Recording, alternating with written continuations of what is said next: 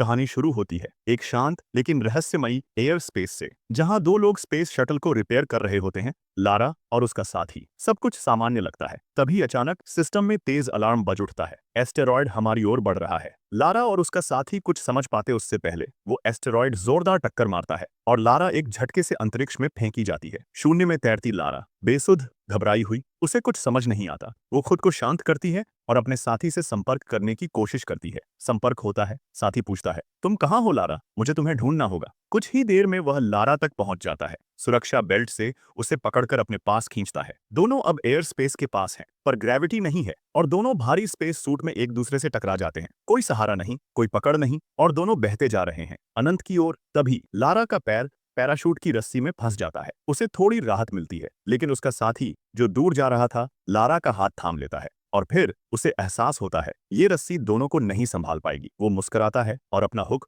खुद खोल देता है। लारा चिल्लाती है, नो! लेकिन अब देर हो चुकी है। उसका साथी अंतरिक्ष की गहराइयों में गुम हो जाता है। अकेली लारा किसी तरह पास के हैंडल को पकड़ती है और खुद को स्पेस स्टेशन के गेट तक खींचती है। सांसें तेज हैं, दिल धड़क रहा है, लेकिन आखिरकार वो अंदर पहुंच जाती है। वो अपना हेलमेट खोलती है और पहली बार चैन की सांस लेती है। पर यह राहत ज्यादा देर नहीं टिकती। जैसे ही वो इंजन की तरफ बढ़ती है, पीछे से एक आग भड़क चुकी होती है। उसे कुछ नजर नहीं आता। वो सीधा इंजन रूम की ओर जाती है और मैड से संपर्क करने की कोशिश करती है। कोई जवाब नहीं, सन्नाटा, तन्हाई। तभी अचानक फायर अलार्म बजता है। लारा दौड़ती है, फायर असिस्टेंट उठाती है और आग पर छिड़कना शुरू करती है, लेकिन उसके झटके से लारा कहीं दूर जा गिरती है। वो एक दीवार से टकराती है, पर लारा हार नहीं मानती। वह दोबारा प्रयास करती है, लेकिन आग बहुत बढ़ जाने के कारण उसने वहां से जाना सही समझा और गेट बंद कर इंजन रूम में चली गई। अब इंजन को चालू करने के लिए वो इधर उधर बुक ढूंढने लगी। जैसे ही बुक मिलती है, वो इंजन चालू कर देती है और वहां से जाने लगती है। तभी सिस्टम में एक अलार्म बजता है। लारा नहीं देख पाती कि वह वही पैराशूट था जिसमें लारा का पैर फंसा था। लारा कई बार प्रयास करती है, लेकिन पैराशूट की रस्सी से इंजन अलग नहीं हो पाता। तब लारा फैसला करती है कि अब वह खुद जाकर